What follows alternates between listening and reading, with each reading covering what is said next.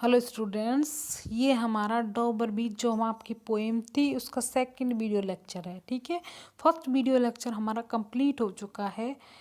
First video में जो हमने पढ़ा था कि किस तरह की डॉबर बीच है, उसकी नेचुरल सराउंडिंग थी, किस तरह से एंशियंट टाइम में भी सोफोकल्स बेब्स के साथ में ह्यूमन मिजरी को कनेक्ट किया है, और अब लास्ट में पोइट एंशियंट जोन में ले जाते हुए हमें मॉडर्न टाइम जोन की यहाँ पर बात करेंगे। उसी चीज़ को डिस्कस करेंगे। ये एंशियंट टाइम का जोन हो गया और ये नीचे होगा हमारा मॉडर्न टाइम का जोन होगा। इन दोनों टाइमों को जोन को कंपेयर करके हम इस पोएम को डिस्कस करते हैं। The sea of faith was once too at the full, and round also lay like the folds of a bright golden fur. अब यहाँ पर पोइट बोल रहा है the sea of faith was once, जो सी ऑफ फेथ जो विश्वास का जो समुद्र था, वाज वंस पहले था, मतलब एंशियंट टाइम में था, टू पूरा था, एट द फुल पूरा भरा हुआ था, एंड राउंड और चार, देखो दो वर्ड होते हैं, मैंने पहले भी बात की अब भी कर रही हूँ, दो वर्ड होते हैं राउंड और अराउंड। राउंड का मतलब होता है एकदम बिल्कुल सर्कल होना, और जबकि अराउंड का मतलब होता है इस तरह प्लेस प्लेस पे किसी चीज़ का बैठा होना, बट राउंड में होना। ठीक है, इसलिए दोनों वर्ड, राउंड का मतलब बिल्कुल सर्कल फॉर्म में, और अराउंड का मतलब इस तरह से आपका बैठा हुआ ना, बस। ठीक है, एंड राउंड अर्थ शोर, और जो पृथ्वी का तट है उसके चारों तरफ ले like the falls of a bright गडरफड, लेटा हुआ है या लगा हुआ है या बंधा हुआ है, लाइक द फॉल्स परतों के रूप में, ऑफ ए ब्राइट चमकीली, गर्डल कमरबंद, फल, फल का मतलब है जो भरी हुई है, जो एक चमकीली कमरबंद जो पृथ्वी का जो तट है उसके चारों तरफ लगी हुई थी। वो चमकीली कमरबंद किसकी थी? सी ऑफ फेथ, वो विश्वास की जो कमरबंद थी वो पृथ्वी के चारों तरफ, तट के चारों तरफ लगी हुई थी। कहने का मतलब ये है कि लोगों का जो एक दूसरे के लिए जो विश्वास था वो बहुत ज़्यादा था, बहुत ज़्यादा। ठीक है, तो फॉल्ट का मतलब है यहाँ पर लगा हुआ या बंधा हुआ होना। ठीक है, बंधा हुआ या कसा होना भी होता है। गडल का मतलब है यहाँ पर कमरबंद। ठीक है, but now I only here it's मेलनकली, but लेकिन अब आई ओनली हियर मेलनकली, लेकिन अब मुझे सिर्फ दुख सुनाई देता है। चाहे पहले विश्वास की परत बंधी हुई थी, अर्थ के चारों लोगों के बीच में विश्वास था, एक दूसरे की केयर करते थे, एक दूसरे को पसंद करते थे, एक दूसरे की पेन में सहायता करते थे, बट अब ऐसा नहीं है। उसको सिर्फ दुख हो रहा है, और वो दुख को किस वे में पोइट रिप्रेजेंट कर रहा है? लॉन्ग लब्बा withdrawing roar retreating to the breath of the night wind. यहाँ पर पोइट बोल रहा है लंबे समय तक उसे सिर्फ दुख महसूस हो रहा है। विदड्रॉइंग रोर, अब इस बात को बताइए, विदड्रॉइंग जब वो वापस लौटती हुई आवाज़ है बेब्स की, रिटरिंग और वो वापस आ रही है, वापस विदड्रॉइंग मतलब वापस जाना, और रिटरिंग वापस आना। तो कहने का मतलब जो वो आवाज़ हो रही है, जो वेब्स की, जो पत्थरों की, जो वेबल्स की वहाँ पर तट पर जो आवाज़ हो रही है, वो बात में भी वो मेलनकली, इसको दुख महसूस होता है। और जो रात की जो हवा है वो सांस ले रहा है, down the vast edges drear and naked shingles of the world.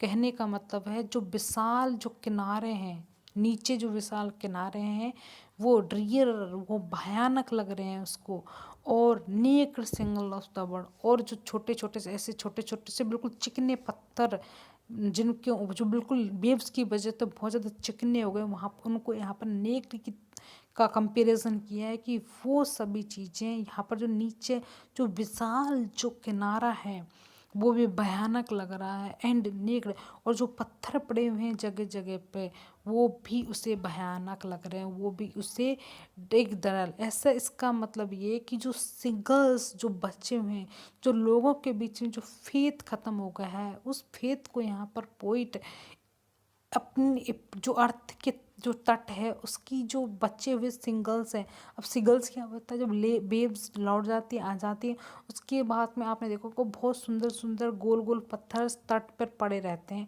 तो यहाँ पर पोइट उन्हीं चीज़ों की बात कर रहा है। एक्चुअली में जो डॉबर बीच है वहाँ पर पत्थर ज़्यादा है और मिट्टी कम है, तो इसलिए वहाँ पर पेबल्स की पोइट बार बार बात कर रहा है यहाँ पर।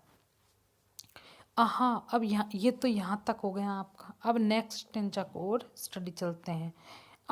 Love, let us be true to one another. ये सब चीज़ें हो जाए, जब वो एक दूसरे के प्रति फेथ नहीं है, कुछ नहीं है, लेकिन हमें एक दूसरे के प्रति ट्रू होना है फॉर द वर्ल्ड, इस संसार के लिए। इसमें पोइट बोल रहा है चाहे कोई भी पर्सन अगर ट्रू नहीं है, लेकिन यदि लवर्स एक दूसरे के प्रति ट्रू हो जाए तो शायद कम से कम कुछ तो चेंज हो सकता है वर्ल्ड में। तो यहाँ पर पोइट बोल रहा है कि तुम और मैं तो एक दूसरे के लिए ट्रू हूँ, चाहे कोई और ट्रू ना हो, लेकिन यदि हम अगर ट्रू हो जाएंगे तो शायद हो सकता है हम कुछ अदर चेंज इस लाइफ में ला सकें, इस वर्ल्ड में ला सकें।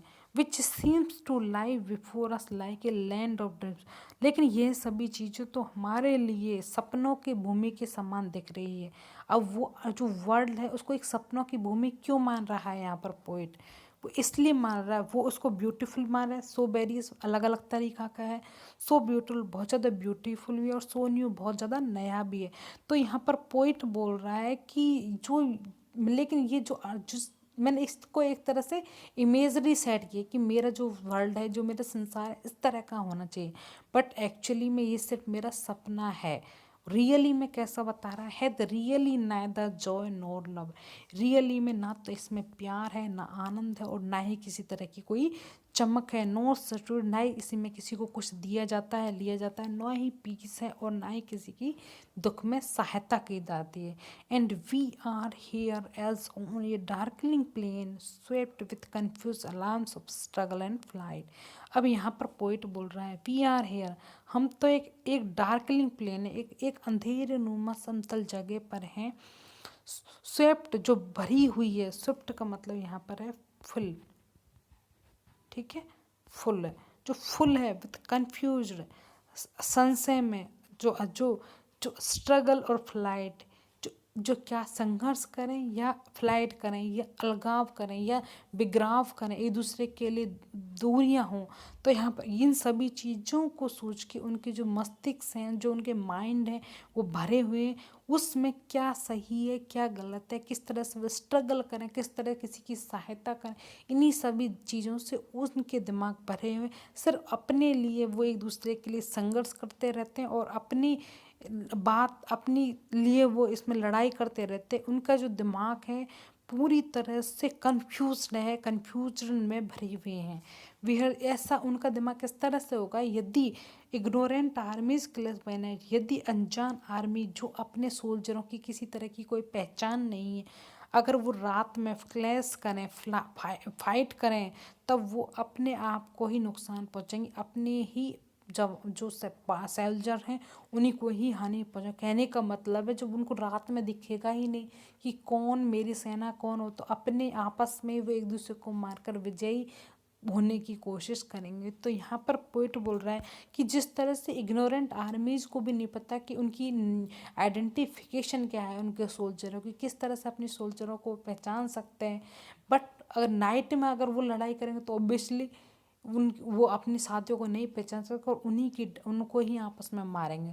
तो in the same way poet बोल रहा है कि आज इस वर्ल्ड में जहाँ फेथ नहीं है, किसी तरह का कोई रिलीजन के प्रति किसी तरह का कोई फेथ नहीं है, तो वो उस संसार में लोगों सिर्फ स्ट्रगल, कन्फ्यूजन के स्ट्रगल में ही लगे रहते हैं। किसी तरह की कोई पीस उनकी लाइफ में नहीं है।